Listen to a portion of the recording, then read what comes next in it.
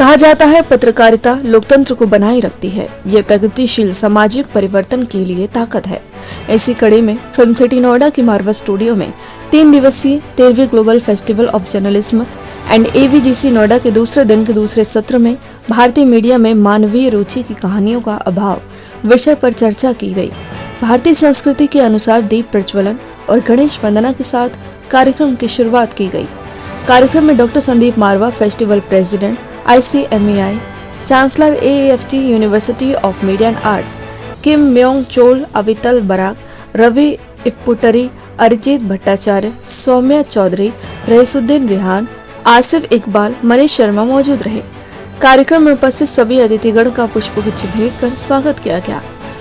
Doctor Sandeep Marwah, festival president ने कहा, पत्रकार को निष्पक्ष होकर काम करना चाहिए और सकारात्मक सोच के साथ काम करना चाहिए, जिससे जनता तक जो सूचना पहुंचाते हैं वो सही जानकारी हो। साथ ही वहां मौजूदा अतिथिगण ने अपने अपने विचारों को साझा किया। कार्यक्रम में अतिथिगण द्वारा सरदार वल्लभ भाई पटेल फोरम का पोस्टर रिलीज किया गया। साथ ही रवि इप्पुटरी की लिखी किताब एम्पावरिंग अ बिलियन लाइव्स का विमोचन किया गया। इसी दौरान कार्यक्रम में आए अतिथियों को उनके देश के क्यूजिन भी चखाए गए। साथ ही अतिथियों ने school of hospitality and tourism students की प्रशंसा की। बता दें कि AAFT school of still photography students द्वारा आर्ट एग्जीबिशन का उद्घाटन संदीप मारवा और अतिथियों द्वारा किया गया और फोटो तत्व का पोस्टर भी रिलीज किया गया। कार्यक्रम के अंत में सभी अतिथिगण को डॉक्टर संदीप मारवा द्वारा फेस्टिवल मोमेंटो देकर सम्मानित किया गया। मैं कहूँगा कि बहुत खुशनसीब हैं वो बच्चे जिनको इस इवेंट का पार्ट एंड पार्सल बनना पड़ रहा है, और वो पार्ट है इसके। उनके पार्टिसिपेशन भी मैं देख रहा हूँ, बहुत अच्छा है। और ऐसे इवेंट आप समझिए कि जर्नलिज्म के लिए बहुत ज़रूरी है, क्योंकि उसमें सबसे बड़ी बात क्या होती है कि आप अलग अलग फील्ड के लोगों से मिलते हैं, उनसे बात करते हैं, उनकी बातों को समझते हैं, उनकी राय को समझते हैं। और सबसे बड़ी चीज़ है कि अगर आप जिस फील्ड में जाना चाहते हैं, आप जो करना चाहते हैं, आप जो सोचते हैं, अगर उस फील्ड से संबंधित अगर आपसे कोई सीनियर, आपसे कोई बड़ा जो आपसे ज़्यादा जानकार हो, या ये कह लें कि आपसे पहले से इस फील्ड में हो, अगर वो कुछ कहता है, बताता है, समझाता है, तो ज़रूर समझना चाहिए। और ये तमाम स्टूडेंट्स के लिए बहुत ज़रूरी है। और मैं सभी स्टूडेंट्स के लिए कहूँगा कि मुतमईन हूँ मैं अपने दरख्तों से कि तूफान आएगा और चला जाएगा। आप इसी हौसले के साथ इस फील्ड में बने रहिए। तो सबसे पहले तो मैं संदीप मारवा सर और पूरे जो मारवा स्टूडियो और इंस्टीट्यूट है उसको बहुत बहुत बधाई देना चाहूँगा इतने सच ए ग्रेट और इवेंट के लिए। बहुत ही अच्छा इवेंट है, और इवेंट से ज़्यादा मुझे यहाँ पे आके अपनी जो कॉलेज डेज हैं वो याद आ गए हैं। और I am also journalism students, तो बहुत ही सच ए प्लेजर है मेरे लिए, और काफ़ी क्रिएटिव चीज़ें मुझे यहाँ देखने को मिली है।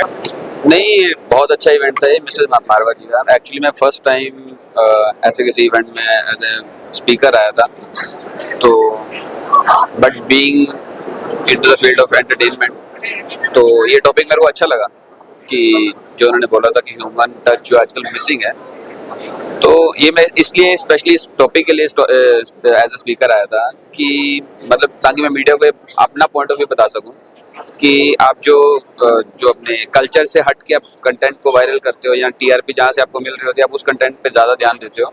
उसकी जगह आप ऐसे कंटेंट पे भी ध्यान दे सकते हो जो लोगों की मोटिवेशनल स्टोरीज हों। तो बस मेरा मेनली मैसेज यही था। It's a brilliant event. It is always a pleasure coming to Marwa Studio, interacting with students, and definitely watching you guys to grow.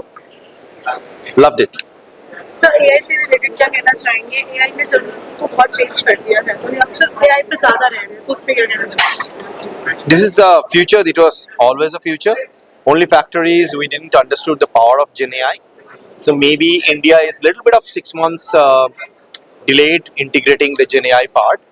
Is going to uplift a lot many different kind of news media, not only the journalist, even the way we are watching the news. कौन कहता है कि मुलाकात नहीं होती है, रोज मिलते हैं मगर बात नहीं होती है।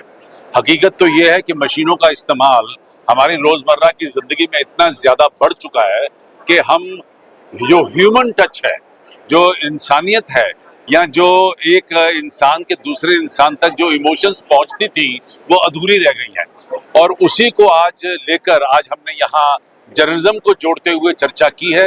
मुझे बड़ी खुशी है कि बहुत खूबसूरत बातें मंच पे उभर के ऊपर आई हैं और सभी स्पीकर्स ने अपने अपनी ज़िंदगी के तजुर्बों को यहाँ बांटा है और बड़े खूबसूरत तरीके से समझाने की कोशिश की है। आज 13th global festival of journalism and AVGC Noida 2025 का दूसरा दिन है और यहाँ पे रोज की तरह इस वक्त बहुत जबरदस्त तांता लगा हुआ है। हजारों लोग इस वक्त यहाँ पर पहुंचे हुए हैं और कल हम लोगों ने 13 इवेंट कंप्लीट किए। मुझे उम्मीद है कि आज भी हम शाम तक तकरीबन 13 इवेंट कंप्लीट कर लेंगे।